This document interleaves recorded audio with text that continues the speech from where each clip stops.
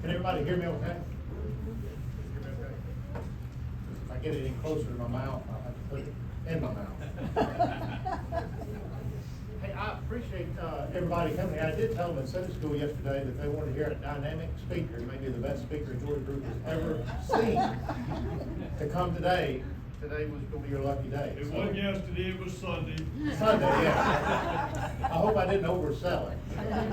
But I do appreciate being here, and I'm going to talk about today my experience in the disinterment and reinterment of General Forrest. And so there were a lot of twists and turns that you would not even consider, because I certainly didn't when I started this journey, so I'm going to talk about that. But before I do, I wanted to introduce, there's actually a friend of mine that's here, Tarek, where did Tarek go? Tarek, there you are, Tarek Sugarman. He is a City of Memphis judge. I had the distinct pleasure and honor in 1998 when I was on the city council. There was a vacancy that occurred on the city court, and Tarek Sugarman was put up for nomination, and the city council had to approve that. And I was able to vote for Tarek for city court judge, and he is running this year for juvenile judge, and which is countywide. So he and I will be on the ballot the same. And if we weren't at church, we would encourage you to get out and vote for us in the election. But on August 4th. But since we're at church, I won't do that. So. As Melanie said, Thank you, Senator. I hope y'all heard that okay. I brought my petition over here to be on the ballot, so if you live in Germantown or Collierville, please feel free to sign it. It only costs $25. That's a joke.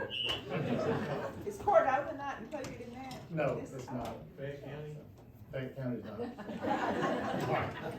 You saw 2 votes. Well, I won't need everyone I get. All right, so digging up bones. There we go. So let me give you a little bit of background on myself because it kind of plays into this story. As you can see there, I'm a licensed funeral director and embalmer in both Tennessee and in Mississippi. I started my company back in 2004, Brentwood Funeral Services, which has acquired a bunch of funeral homes over the years. And last year, we actually handled 5,400 deceased people between my funeral homes and my mortuary service down in Jackson, Mississippi. And Brentwood Funeral Service is actually the largest independent family-owned funeral provider in the Mid-South. And so something that I'm quite proud of. A lot of sleepless nights, wondering if you make payroll. Also, my public service. I was on the Memphis City Council. Served a term on the Shelby County Commission, and then I was also chairman of the Shelby County Election Commission until last week when I resigned to run for the aforementioned state Senate seat. Today, I'm going to talk about the burial of General Forrest, and I will tell you I'm not an expert on General Forrest and his battles and so forth. I'm not even an expert on his life. But what I am an expert on is his death as it relates to his final burial, which occurred earlier this year, or last year. So we begin with the main players. General Forrest, born in 1821 in Chapel Hill, Tennessee, which I'll talk about shortly, and he died in 1877. And his wife, Mary Ann Montgomery Forrest, was originally from DeSoto County, Mississippi, and she was the daughter of a preacher, and she died in 1893. Both were buried at Elmwood Cemetery, which, if you're familiar with Memphis, it's the old historic cemetery. It's unlike the cemeteries you see today where they're all the flat markers. Though Elmwood Cemetery has all the upright markers, and it's a lot more fun to walk through a cemetery like that because you can really see the personality of the people who are buried there in their monuments. General Forrest, it was his wishes that he be buried there. There's a family plot where a lot of his family members are buried. And then in 1904, there was a move to relocate General Forrest and his wife to what had become Forrest Park. And what is interesting about that period of time is that is in 1904, the Civil War veterans were beginning to die at the same rate that our World War II veterans are dying. So there was this rush among the people at the time to pay respect and honor to those who had fought in the Civil War. And, of course, there was, during this time, there was a great reconciliation between the North and the South. And during that period of time, Confederate soldiers actually got the same veterans benefits that Union soldiers got, even though they were fighting against the United States. So that was all part of this reunification that was occurring during that period of time. And one of the ways they thought in Memphis, since General Forrest was from Memphis and had actually been a city councilman in Memphis, that they would honor him in the park. Now keep in mind, this is 1904. This is during the period of time that African Americans were second-class citizens, and this would be an easy move if you, and it was an easy move if you simply discounted what African Americans thought about it at the time. So white citizens did this. They moved to Forest Park, and that's where General Forrest and his wife remained until 2021. Right after he was moved to Forest Park, this statue, the equestrian statue, was actually fabricated in France, brought over to New York, and put on a train and brought to Memphis. And it was so large that there were a couple of bridges that the train had to go underneath that it would not fit, so they had to stop the train and actually move the statue over the bridge, put it back on the train, and continue on. And it was put up not long after the remains were moved to Forest Park. So everything remained the same from 1904 until really about the mid-1990s. And that's when you begin to have some early key players in the relocation of General Forrest and Mrs. Forrest. My first interaction was with the late Judge DeArmey Bailey, who Tarek and I knew well. I served with his brother on the county commission. He was an early proponent of removing the Confederate statues in the mid-1990s. I had just been elected to the city council in 1995. I was 26 years old, and I was at a Memphis in May event, and Judge Bailey approached me and he said, you know, we really need to move those Confederate statues. He said, you know, it's a majority African-American city. We have an African-American mayor, and we have a majority African-American city council, which the city council I was elected to was the first majority African-American city council. And he said, you know, the time has come, we really need to put them in a museum where they'll be in proper context, which was really the same argument that had been used years later that Judge Bailey was advocating in the mid-1990s. There was the other key player was Mayor Harrington. So DeArmey Bailey had approached me about it. Obviously, I was a student of history. I didn't necessarily want to move the statues, so I resisted that in doing that. But Mayor Harrington was a key player because Judge Bailey was right. There was a majority African-American city council, majority African-American city. There was this move to remove the statues, and everything seemed to be in place for those that wanted to remove the statues, except for one thing. Mayor Harrington would have no part of it. Mayor Harrington blocked it.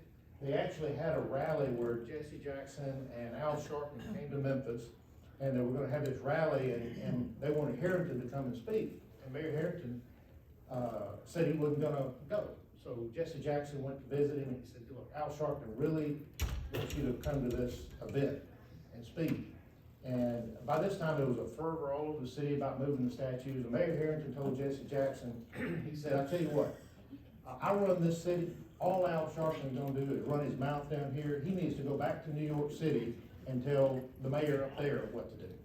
And so Harrington did not go to the rally, and as a result, the effort really died at that point.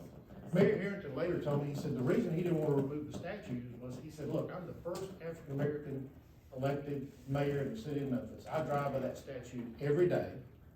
And he said, I use it as a marker in time because I drive by it as the elected mayor of this city, look at it and realize that statue commemorates a man that sold people who look like me.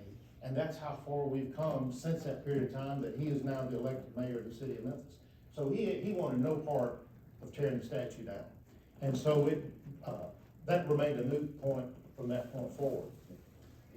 Until about 2016, 2017, Tammy Sawyer, who is now a county commissioner, she started a group called Taking Down 901. And they began to really apply the pressure to have the statues and the bodies removed from Forest Park. Now keep in mind, this was not necessarily at this point just a local effort.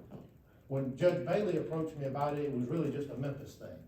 But by this time in 2016, 2017, we had Charlottesville, we had other demonstrations all across the country that were dealing with Confederate statues, and other communities were taking down the statues. So there was a national movement that Tammy Sawyer saw that, and she created Taking Down 901, which ultimately led to the taking down the statues. Now the way they did it was quite interesting, because the other key player is Jim Strickland, who is the, I'm sorry. Take the mic off and just hold it up. Okay. It's static and way back there. All right, Thank you. thank you. All right, let me start over again. So, 1877, Nathan Bedford Forrest. All right, so the other recent key player is Jim Strickland. He's mayor of the city of Memphis, elected in 2015. What makes this interesting and why the timing, I think, was right was he is a white mayor in a majority African-American city, and there was this national movement to take down the statues, and he had previously been on the city council, so he was familiar with the issue, and so he felt a need to answer to his constituents in taking the statues down. During that period of time, can you hear me or no? No. Goes in and out. I It's don't know cutting why. in and out. Let's look and fix it. Can you hear me? I don't know, but I think there's interference. All right, can you hear me or no? Yes. Can you hear me? All right, I'm just trying to hold it. So during this period of time that, I still don't think you can hear me. During this period of time that the statues were not taken down, 901 was trying to take the statues down and so forth, there was actually a state law that was passed in the General Assembly of Nashville that said no war memorial could be removed from public property without the approval of the State Historical Commission. And that was done in an effort to block these movements to try to take down Confederate statues in these various counties, because nearly every county in Tennessee has a second place trophy dedicated to the Confederacy, and so they didn't want to take down the second place trophy, so they created that law.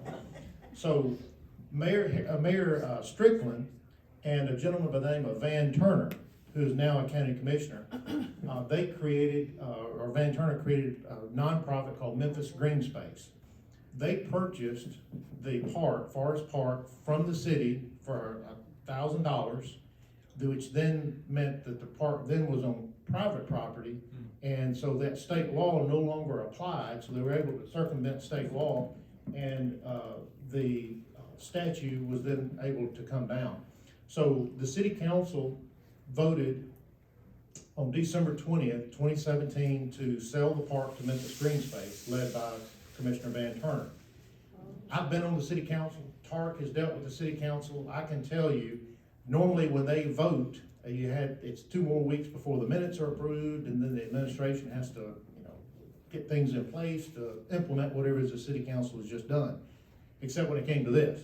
They approved that at like 6 o'clock in the afternoon, in the evening, and by 9:01, the equestrian statue came down, and that began the ball rolling, which led to the disinterment. Now, keep in mind the significance here. Take Them Down 901 was the name of the group that led the push to get the statues to come down. They finally got it done, and the statues came down at 9:01 p.m. So 901 will play another key role here shortly, I'll talk about.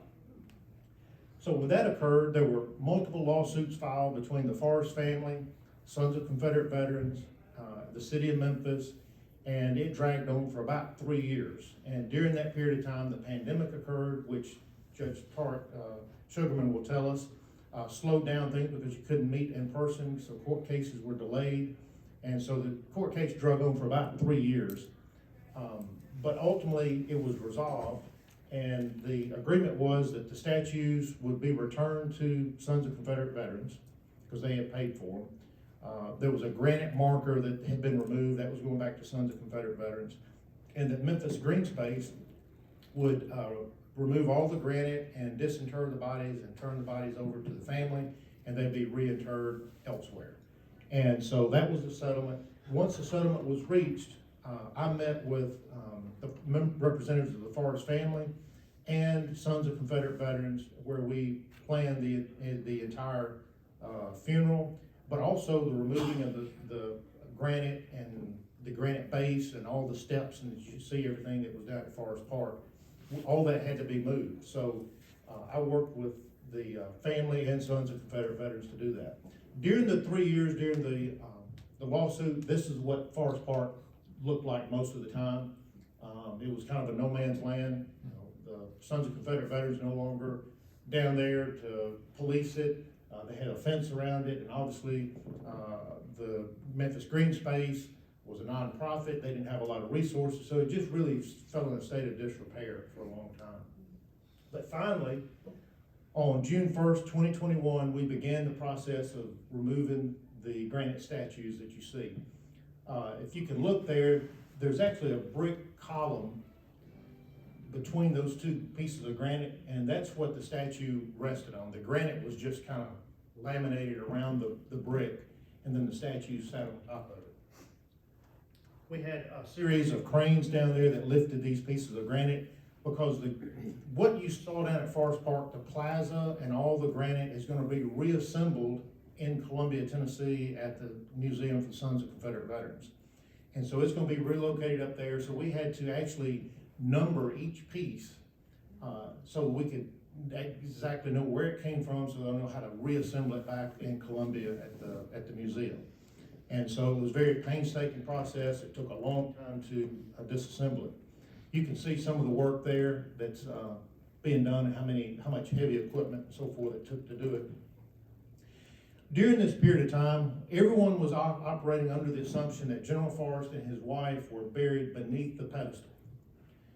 Keep in mind, this was done in 1904, so there is no one alive today that was there that could tell us where they're actually buried.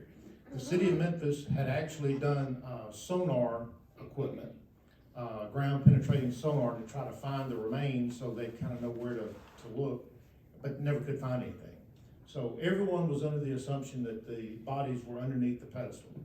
And so that's why we worked so hard to dig down, and you can see there, that concrete was 100 years old, and that jackhammer was in operation all day and just barely made a dent on the concrete. And so I actually had the idea. I said, look, why don't we do this? We'll never get through that concrete this way. Why don't we remove the steps?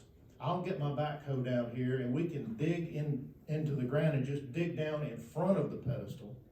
And then we can pull the bodies out from underneath the pedestal, and that way we won't have to keep trying to jackhammer, because it's going to take a long time for that to happen. Keep in mind, June 1st, took us about a week to get to this point, so that'd be June 7th. And the other thing is at the park on June 19th was going to be the Juneteenth celebration. So there were going to be a lot of people there, African Americans, who really, we were concerned about what might happen, having Sons of Confederate Veterans on one end of the park, dealing with the disinterment, with everybody attending the Juneteenth celebration on the other end of the park. And when I started this process, I wanted to make sure that we did this without incident. I wanted to make sure Memphis was protected. I didn't want Memphis to be in the headlines for all the wrong reasons. And so that's why I was real concerned that we try to locate where the bodies were so we could get them out before the Juneteenth celebration. So we had this idea we were going to dig down and just pull the bodies out from underneath the pedestal. Well, the backhoe got there, and he took about 5 swipes right there, you can see, and he dug up a piece of white granite, and it looked like it was like a ring. And I was on site there, and they didn't know what it was. It looked like a bathtub. And so they uncovered it, and you can see, well, you can't see it there. Well, right here, right there. So that's a piece of granite, and it's a Victorian cradle. Well, they dug it up. They didn't know what it was. And so they called me over there. I looked at it, and as soon as I saw it, I knew immediately what it was. And a Victorian cradle, you've seen them in old cemeteries. where they'll lay that on there and they plant flowers in it. The reason they call it Victorian cradle is that the idea is that when you die, you become a babe in Christ, or you were a babe in Christ, and you rest there in the cradle until Christ comes back, and you leave the cradle to go meet him when he's coming back. Now that sounds good, and Matt will tell you that theologically that would be correct, but the real reason is grave robbers were a problem during the Victorian era, so they put these Victorian cradles there because it made it almost impossible for grave robbers to get into the grave and steal jewelry and gold teeth and such. So they showed me that Victorian cradle. I knew immediately where it was. I knew where they dug it up from, and once I saw that, I knew exactly where the bodies were. So I stopped all the work, and I looked at my watch, and it was 9:01 a.m. So keep in mind, take them down 9:01. They took the statue down at 9:01 p.m., and I stopped work when they found the bodies at 9:01 a.m. So it's just kind of interesting the way that worked. So once I knew where the remains were located, we began doing an excavation site. You can see there in the picture, that's General Forrest Vault. It's the first time we saw it, and it's the first time it had been uncovered since 1904. As we got closer, the vault actually had a big space at the end that had been broken off, and you can see that's General Forrest's casket there with a handle on it. That's the first view we've gotten of his casket. Here we were again digging out the excavation site, and we were at that point trying to develop a plan of how we're going to safely remove the caskets out of the vaults. And at this point, other than being able to get a glimpse of General Forrest's casket, I had no idea what shape the caskets were going to be in. And I had told the family and the Sons of Confederate Veterans and Green Space, I said, I don't know what we're gonna find. I don't know if they're in vaults. I don't know if we're gonna just be moving discolored dirt, or if they're actually gonna be remains to move. And once I saw the vaults, I figured we probably had the caskets, or at least some remains we could move. So this was us trying to develop a plan to safely get the remains removed. Once we opened the vaults and uncovered the caskets, I draped what is known as the First National Confederate flag. That was the flag of the Confederate States government. It was the first flag, and I'm going to explain the flags because it plays another role in the funeral later. But I had two made for General Forrest and Mrs. Forrest, just because I didn't know if we were going to uncover skeletal remains like we did with Mrs. Forrest, and I didn't want that to be undignified with just her skeletal remains exposed. And since her husband had fought for the Confederacy, I thought it'd be appropriate to do the First National Confederate flag. So you can see, once we, now General Forrest's casket was whole. He was in a cast iron casket, which you'll see a picture of shortly. Mrs. Forrest was in a wooden casket that had long since decayed, and the only thing that remained of her casket were the handlebars, the hinges, and the latches. Everything else was gone. All the wood had been deteriorated, and so what was left were her skeletal remains that were actually laying in the bottom of the burial vault. And I will tell you, you're not going to see any remains in the picture, so if you're wondering, I'm not going to do that. Matter of fact, we made sure no photos were made of either remains. This is the excavation site downtown. You can see how large a site it was. It really was like an archaeological dig. Once we found the vaults, we actually dug down about half the size of this room, and we did all of our transferring the remains from the vault into the casket. We did all that below ground. And once they were safely in the temporary caskets, we then had the cranes lift them up out of the ground, and we pallbeared them into the transport vans. Brent, Yes. using that picture, where actually were the caskets? We can see where the pedestal is. The pedestal was right here. Right. Their caskets were right here. It wasn't underneath it. It was not underneath. It was not. It was not underneath. It was in front. And the only person that got that right was Van Turner, the gentleman that started Memphis Green Space. He told me from the beginning. He said they're not under the pedestal. He said they're in front. I didn't think he was right, but it turns out he was right. So we removed the remains on a Monday, and everyone continued work all the way through, and no one knew the bodies were gone. And by the way, I'll mention this, when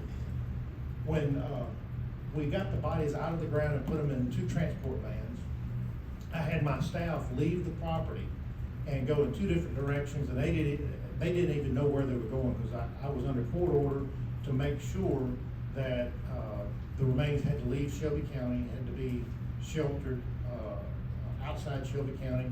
And what I didn't want were protesters or anyone to follow the vans, find out where the undisclosed location was. So I told them, leave the property, y'all just drive around, I'll call you and tell you where to go. So I let them drive around for 30, 40 minutes, and I called them and sent them to my funeral home in Millington. And then, as soon as they got there, I told them, don't unload, just wait for a call. Then I called them and told them to go, to the real undisclosed location, which I'll disclose in a moment. And, there were other things we did. I had my funeral home vans, coming and going every day, because I knew if people saw the hearse pulling up, like, oh, they found the body. So I just had them go every day, drive around, stay parked a little while and leave. So really the hearses coming and going became commonplace, and so the media didn't really pick up on it. And we had funeral tents put up and moved them around, every couple of days, so we, yeah, call this cloak and dagger stuff, right? So anyway, they left, and ultimately, we, took them to an undisclosed location, which I'll talk about in a second. So on Friday, we had a press conference where we announced the removal of the remains, and they had been gone a week, and no one knew it, because of all my watching spy television shows. And so, on June 11th, we announced the removal of the remains, and that they were sheltered in an undisclosed location, pending permanent burial in Columbia, Tennessee. And this gentleman here was the funeral director that was in charge, and he'd make a great state senator. So I took the remains to the undisclosed location, which was my funeral home in Munford. And, we put them in a room that was not in the funeral home, it was part of a garage, but it was a heated and cooled room. I had the locks changed. No one at the funeral home knew what was in there. The only person that knew was the manager. And so we actually took the remains in there and set them up, and that's where we did all of our work to prepare them for, what's going to turn out to be another temporary burial. So this is the first, real photograph of General Forrest's casket. It was cast iron, had a thick patina of rust all over it. And once we got General Forrest and Mrs. Forrest in this room under lock and key, they were never apart. I kept them together, even when we did our work transferring them out of the temporary caskets into the permanent caskets, they were both there together. This picture here is us opening General Forrest's casket. Obviously it had rusted, the hinges and latches had rusted, so we actually had to get saws to cut into the casket. And we were doing this because the casket we knew was going to be donated to the museum, so we had to make sure we protected the casket as much as possible, and we didn't destroy it trying to get into it.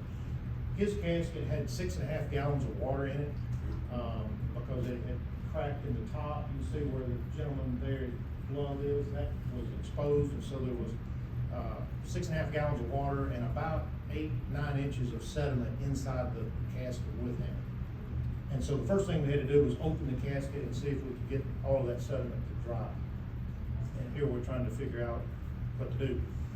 One interesting thing, so when we did the disinterment at Forest Park, we put the first National Confederate flag, and for those of you who don't know, I know George here is a veteran, other veterans probably aware, but when you drape a casket over a flag, the blue field that's got all the stars goes over the left side. It's supposed to symbolize over your heart. So we positioned the flag on General Forrest the same way. That Confederate flag we put with the blue circle of stars over what we thought was his heart. So we get him to the undisclosed location, and we open the casket only to find out it's over his feet. So he actually had been buried in his grave backwards. She was correct. Her head was to the north. His head was to the south. And so they've been that way for over 100 years. So, and I know what you're saying. Cemetery is supposed to bury east-west. That's an old wives' tale. They bury people however they can get the most people in an acre of ground. So he was facing south. She was facing north. So, as I mentioned, there was all this sediment that was in his casket, and one of the charges we had been given from the family is we had to retrieve the artifacts. And we didn't know what was gonna be in there, sword, buttons, or what. And so we began by removing the skeletal remains first. We were able to do that, and we started his foot in and worked our way to the head and just moved the bones and replaced them in the temporary casket, just like they had been in the original casket. So then we're left with all this sediment, and that's where all the artifacts were, because all that remained were skeletal remains. So we put on these long gloves and literally started at one end of the casket and just put our hand in all that sediment and just really just squeezed to see what you could feel. And we feel something, pull it up and clean it off, it'd be a button. So we literally just kind of squeezed our way in that sediment from the foot end all the way to the head end. And then once we thought we had gotten all the artifacts, we had this table built, and it is actually a series of screens. I don't know if you can tell it there. So what we wanted to do next is, once we had felt our way through all that sludge looking for artifacts, and we found a bunch of them, we decided then we would take this table, we would take like a garden shovel full of sludge, put it on the table, run water over it to melt the sludge away, and then that would expose the artifacts. And we found probably about as many artifacts again that way. They were just small. Some of the things, by the way, this is a picture of all the artifacts we found. And some of them that are of note,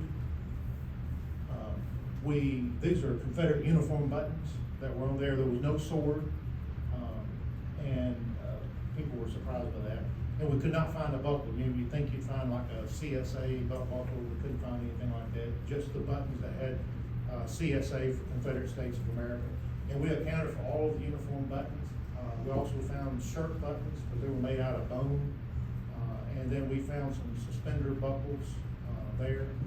Mrs. Forrest, and remember, her casket had deteriorated, so we moved her remains while she was still in the vault. And the only artifacts we recovered from her were her false teeth, and they look as good today. They look like they'd been sitting on a nightstand overnight. I mean, the gums were still pink, the teeth were pearly white, and she had a metal hair comb that had been placed in her hair. That was all that remained of her artifacts, and we recovered those as well. Another interesting artifact was hair samples. So at first the family had wanted to do a DNA sample, not necessarily to confirm his identity, because we all knew who he was, but to help confirm the identity of relatives down the way, so there'd be a good DNA sample that people could trace back to. And so when we were doing this, we started to foot in, and we actually found a hair on the head end, and we were all excited when we found that hair for the DNA. And as we were removing his cranium, his skull, into the new casket, I lifted his head up, and I felt soft tissue. The only soft tissue that was left was the back of his head, and it was actually hair about that long. Still there. It was enough that we were able to wash it and comb it before we put him back, put his skull back with the rest of his remains. And so we collected some of the hair samples. Our family ultimately decided not to do the DNA test. So we moved them into temporary caskets, which you see here. So now I'm left with the dilemma that I've got the remains now transferred into temporary caskets, and but I've got to shelter the remains under a court order at an undisclosed location, and I have to keep them for about 3 months. And so I began to get concerned that I was afraid two things were going to happen. I was afraid that, number one, protesters may find out where the undisclosed location is, because it's not hard to figure out. I'm a funeral director and I'm keeping the remains. It won't take, there's a few choices, but it wouldn't take them long to figure out outside Shelby County and that kind of thing. So I didn't want protesters showing up and disrupting funerals of other people who were having at the funeral home. The other thing I didn't want to happen was I didn't want the Sons of Confederate Veterans to parade a bunch of people who national commanders and all this kind of thing, parade through wanting to pay honor to General Forrest, and because that would create a disruption as well. There are no laws that protect remains inside a building, but there are laws that protect remains that are buried in a cemetery. So I thought the best thing to do was to simply rebury them in a cemetery that I owned in Tipton County, which we did at Helen Krieger Cemetery in Munford. I reburied them, and we had a graveside service there for them. reburied them, and I just had some small little markers put out, because I don't like people to have unmarked grave. So I put small little markers out, there, and no one even noticed they were there until about a week before we did the disinterment and moved them to Columbia.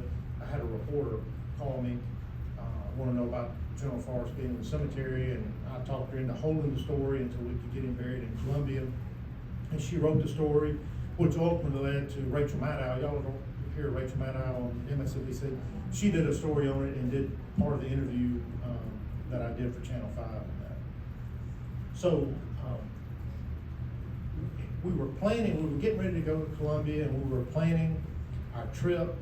And Columbia, for those of you who have never been to Columbia, it is a long way. And so we were gonna go in this, the plan was we were gonna go in procession, leaving from Munford, go to Columbia. And I talked to Lee Miller, who was heading this up for Sons of Confederate Veterans. I said, look, that's a long way. I don't know about other people, but I'm gonna have to pee before we get up there. And so he said, well, we could stop at the Loves on the other side of Jackson. And I'm like, I don't know, two hearses pulling up in a big long procession, and everybody going in to take a leak. It just didn't really sound good to me. So I had the idea, I said, look, why don't we stop at Parker's Crossroads? That was a battle that he was in, he won that battle. Why don't we stop there, and we can have, we pull his casket out, we do a small ceremony there. There's a service station nearby, people can get a snack, use the restroom, have the service. When the service over, put him back in the hearse and go on our way. Everybody agreed with that. The family was on board, Sons of Confederate Veterans. So about 3 or 4 days before we were supposed to leave, I get a call from the attorney for the family, and he says, we gotta change everything.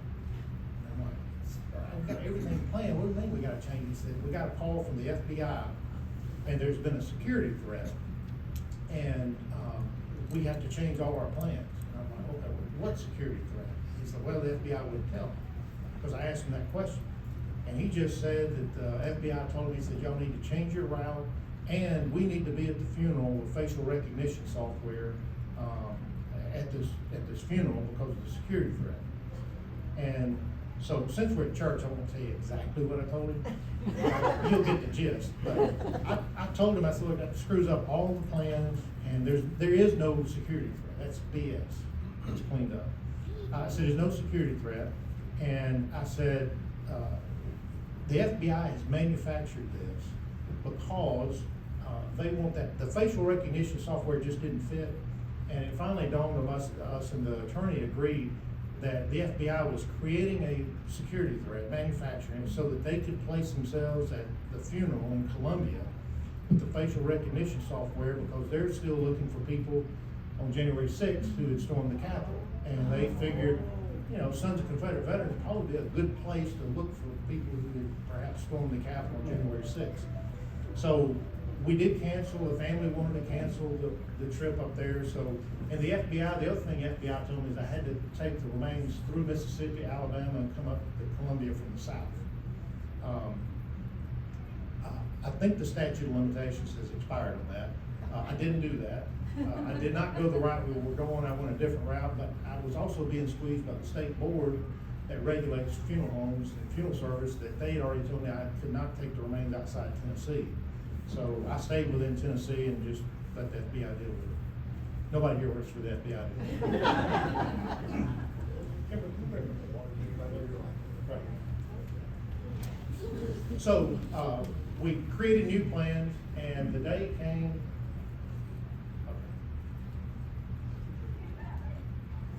What time I gotta be done? Whenever. Whenever. Don't tell him that. Well, he backed that up. You're a politician. I better not say whenever. That's right, I gotta practice for this Senate run. Did I tell you I was running for the Senate? So we changed all the plans, and we had to get the caskets and had to get the remains in their new caskets so we could go up to the funeral in Columbia. And I didn't want to do that at the funeral home because we had other funerals going on, we were busy. And so I actually had the remains brought to my home in Eads, and we set them up in our garage mahal. I don't know who's been to our house. It's a garage mahal. So we actually had this uniform made. It made specifically to General Forrest measurements, And so we did what we call a ceremonial dressing. When funeral directors are faced having to dress skeletal remains, we just do a ceremonial dressing, which is essentially laying the clothes out the way they would wear them. And so that's what we're doing there. And I don't know if y'all know my lovely assistant there, helping.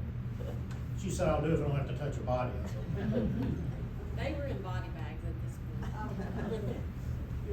all right, so, this is, I wanted to make sure we had everything that we needed to go to Columbia for the funeral. And so we did a mock setup here in the garage hall. And, this is their casket. We ultimately placed them in permanent, modern day caskets. And, there, you can see those there. So, on what type of flag to put on the casket was, a long debate with Sons of Confederate Veterans and the Forrest family. But to understand why we did it, let me kind of walk you through a quick history of the flags, and you'll see why the Confederacy lost the war. They kept changing flags. So the first one up there is the first National Confederate flag, and it was the flag for the Confederate government. And it was the flag for most of the war. But during the war, the soldiers were complaining that it looked too much like the American flag when it was hanging limp, so they changed it to the second National Confederate flag, which is the white with the Confederate emblem in the upper corner. They call it the stainless banner. Then they complained that when it hangs limp, it looked too much like a flag of truce. I could have told them that before they went into battle, but they went into battle with it. So then they corrected that by adding this bar, and this became the third National Confederate flag. And that was the flag, it was only flag for the Confederate government for about a month before the war ended. So with that history of the flags, we were trying to decide what flag to put on General Forrest's casket. And we ultimately decided we would do the second national flag or the stainless banner. The reason being is the first, if you read in history, the first official use of the first National Confederate or the second National Confederate flag was when it draped Stonewall Jackson's casket when he had been killed by friendly fire in the war. And that was the first official use. And so the Sons of Confederate Veterans and Forrest family liked this historical symmetry of placing that same flag on General Forrest's casket and let that be the last official use of the second National Confederate flag. So that's what we ultimately did, and you can see the flags there. Mrs. Forrest's flag, we used a Christian flag. Her dad had been a Presbyterian minister, and we thought it was appropriate that we draped the Christian flag on there. And by the way, Nathan Bedford Forrest became a Christian late in life. There were people who tried to convert him to Christianity during the war, but he could not reconcile killing people and being a Christian. And so after the war, his father-in-law and his uncle were Presbyterian ministers and brought him to Christ. So the day before we left, or the evening, because we were going to leave at 3 o'clock in the morning, so we had everything set up. And after much searching, I called several ministers, asked them to just come and have travel mercy prayers with General Forrest and Mrs. Forrest. Couldn't find any ministers that wanted to do it. And you know, he's a controversial figure. They felt like it wasn't appropriate, given everything that's going on in the country. So I called a friend of mine, Kerry Vaughn, who is a minister. He came, brought his mother, and it was just me, Kerry, his mom, and Kimberly were the only ones there. And so he prayed travel mercies for the Forrest as we left. So loaded everything to the hearses, and then we made our way to Chapel Hill, Tennessee, where he was born. And this is General Forrest's boyhood home. We made our approach there. You can see they had horses that led us into the boyhood home. You can see the riderless horse there with the boots turned around backwards in the stirrups. This is me reviewing the troops. See that? They all got their swords up. And it was at that moment I said, you know, I should run for state senate.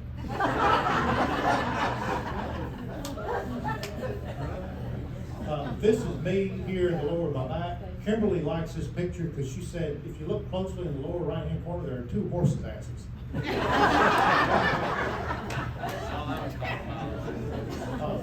This is my first approach to the boyhood home. This is us removing General Forrest's casket from the hearse. That's actually Mrs. Forrest's casket going up to the boyhood home. So this is where we set up for the first night of visitation at his boyhood home in Chapel Hill. And Interestingly enough, and it did not dawn on me until I was actually putting the slide together. I wish it had dawned on me then. But this is the very room that Nathan Bedford Forrest was born in, almost exactly 200 years earlier. He was born in July, and we were there in September. But exactly 200 years later. That's Mrs. Forrest's casket there. And this is General Forrest's casket. The flag that's kind of laying diagonally on his casket, that's the Forrest flag. And it looks much like the controversial Confederate flag you see today, except the center star is missing, and that was his regiment or troop or whatever the proper terminology is. That was the flag that his soldiers actually used, his little group of soldiers. And so we placed it over his casket as well. This is the original casket. We took it to Chapel Hill so people up there could see it for those who were not able to come to Memphis. That gray piece of rectangle leaning up against it, that's actually glass. And so the casket, you see how it's rather flat on top? That glass would have been in that hole so that when people viewed his body back in 1877, they'd have walked up and looked through the glass to see his body. That would have been an incredibly expensive casket then. They still make what they call glass sealer caskets today, and they're still incredibly expensive. And I'll be glad to get y'all one. If you just let me know. So we had one night visitation at the boyhood home, then we moved to the Elm Springs Mansion, which is at the headquarters of Sons of Confederate Veterans. We brought the remains up, again, a ceremony, entrance into the boyhood home, to the mansion. Again, the riderless horse. That's me driving a hearse. Once I went in to make sure everything's ready. This is me standing on the front porch of the mansion, waiting to retrieve the remains or receive the remains. We had these portraits. I call them mourning ladies. It's really kind of creepy, but they were all decked out in these mourning hoop skirts. And anytime we moved the body, they moved ahead of the body with the portrait of either General Forrest or Mary Ann Forrest. Here you can see they are actually making their way. The hearse is at the top of the picture, and they're making their way into the mansion. And then you can see there, and then this is General Forrest making his way into the mansion for the visitation. They had visitation that evening with the soldiers, the honor guard there in the mansion. Again, we had the old casket and the video showing that everything that happened at down in Memphis at Forest Park. This flag here was the flag that draped draped the casket of the last Confederate soldier that died sometime in the early 1900s. They made this flag, again, much like our World War II veterans, they were dying at a rapid pace. They had this one flag made and they draped it over all the caskets. And it was so delicate they didn't want to risk putting it on the casket here. Again, just another picture of the visitation. How am I doing for you? Good? Yeah, you got 5 minutes. All right, we're gonna go a little bit long, folks. Not real long. But I want to talk about this picture because this picture is very interesting to me as a funeral service provider.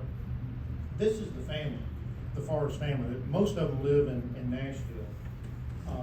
And when we retrieved the artifacts, we had to document all of the artifacts that we found, and we had to create affidavits that myself and Lee Miller, who was the representative for Sons of Confederate Veterans, we signed stating that here are all the artifacts that we found. They're listed here in these exhibits. We signed swearing that that's what it was. So the evening before the final burial, the family came and they wanted us to open the caskets, and they wanted to inspect the artifacts and check them against the affidavit to make sure they're all there. And which we did, and I was sweating bullets the whole time. I knew they were there, but still, I was just never know, where's that other button? I don't know. So anyway, we opened the caskets, they inspected, we closed them. And it was really awkward because I've been in similar situations with families where typically the death has just occurred and they're overwhelmed with emotion because their husband or their wife or their children or their parents have died and they have just closed the casket for the last time, they're grief stricken. And in this particular case, this family was too far removed from the death to feel any real emotion, but they were yet still too close to the death that they still had an obligation to do something for their ancestors.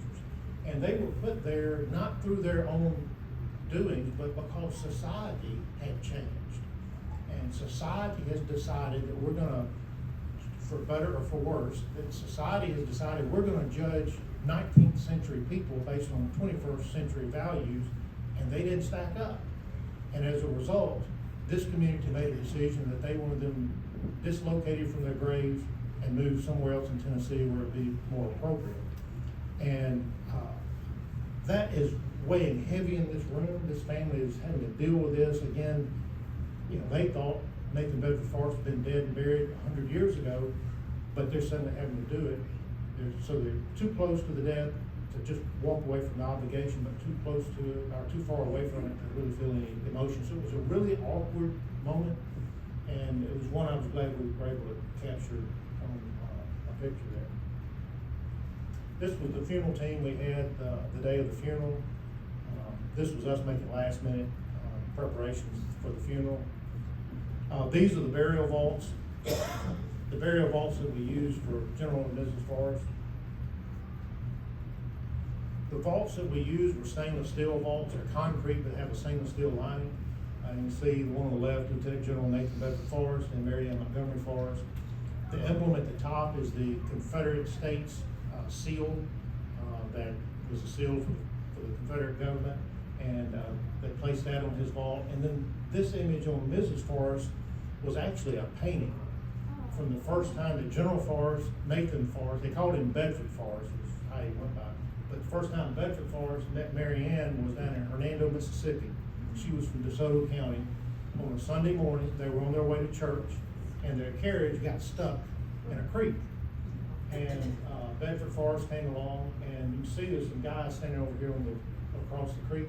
They were actually jeering at Mary Ann and her mom stuck in the creek, and Bedford came up and rescued them both out of the creek, and he went over promptly and dealt with the young men, I should say, so that they would never do that again. And so anyway, that was the first time they met, and according to Nathan Bedford Forrest, he fell in love with his wife at that moment, so it was like love at first sight. This was us getting ready to go out to the graveside service for the final funeral. Then we got word that it was an uncooperative guest. I'm an expert in uncooperative guests, and so I had to go out and deal with that.